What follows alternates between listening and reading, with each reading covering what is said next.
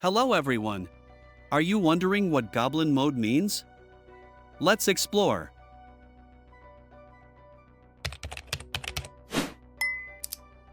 Goblin mode describes a behavior where someone acts in a self-indulgent, lazy, or messy way, without concern for social norms or expectations. It's about embracing your inner chaos, doing what you want, when you want, with no regard for how others might perceive you. This term became popular as a way to reject the pressure of being perfect or polished all the time, especially in a world that often values appearances over authenticity.